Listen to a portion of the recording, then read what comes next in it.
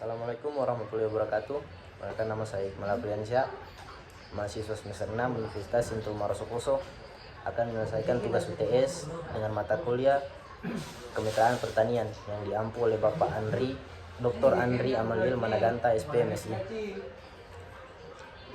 Pertama, peningkatan akses ke modal pembiayaan. Koperasi salah satu manfaat utama koperasi bagi petani adalah kemampuannya untuk menyediakan akses ke modal dan pembiayaan dengan bunga yang lebih rendah daripada lembaga keuangan komersial. Melalui koperasi, petani bisa mendapatkan pinjaman untuk membeli alat pertanian, pupuk, atau investasi dalam teknologi pertanian. Fakta di lapangannya, koperasi pertanian seperti koperasi unit desa sering memberikan pinjaman kepada petani untuk kebutuhan produksi mereka. Misalnya koperasi tani makmur di berbagai daerah sering menyediakan pinjaman tanpa agunan atau dengan bunga yang rendah, yang sangat membantu petani kecil untuk meningkatkan produksi mereka.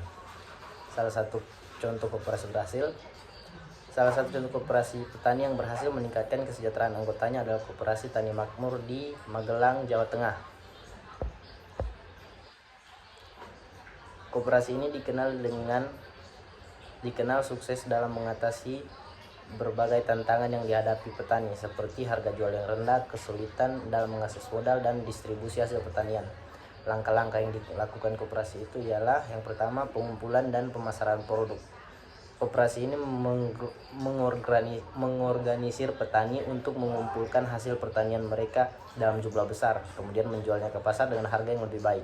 Dan bergabung dalam koperasi, petani bisa mengurangi peran tengkulak dan langsung menjual hasil pertanian mereka ke pasar atau ke pihak yang membutuhkan dengan harga yang lebih menguntungkan. Langkah kedua, pengadaan pupuk dan alat pertanian dengan harga terjangkau. Koperasi ini juga menyediakan akses ke pupuk, bibit, dan alat pertanian dengan harga yang lebih murah untuk anggotanya.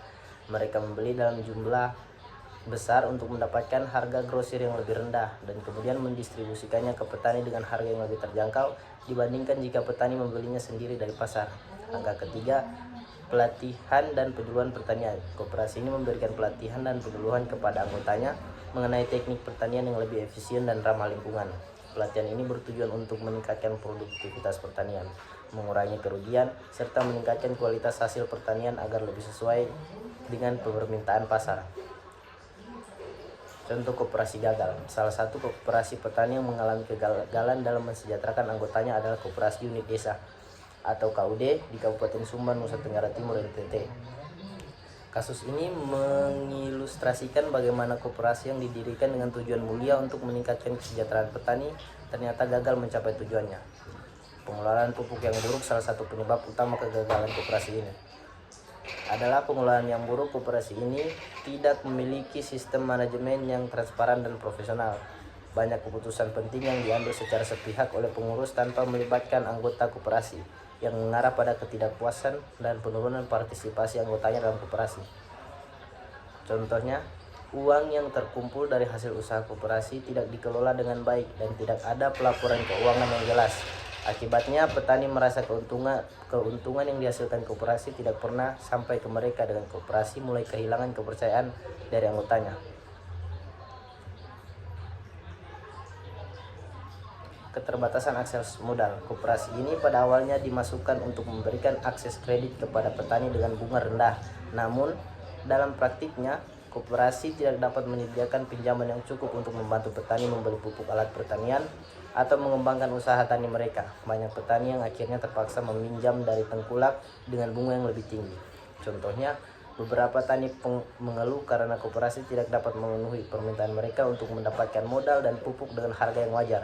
Mereka justru harus membeli bahan-bahan pertanian dari luar dengan harga yang lebih tinggi, mengurangi margin keuangan mereka. Masalah distribusi dan pemasaran. Meskipun koperasi bertujuan untuk membantu petani memasarkan hasil pertanian mereka dengan harga yang lebih baik, koperasi ini tidak memiliki sistem distribusi yang pemasaran yang efektif. Petani tetap bergantung pada tengkulak untuk menjual produk mereka dan harga jual yang mereka terima tetap rendah. Sekian penjelasan singkat dari saya. Lebih dan kurangnya saya mohon maaf. Assalamualaikum warahmatullahi wabarakatuh.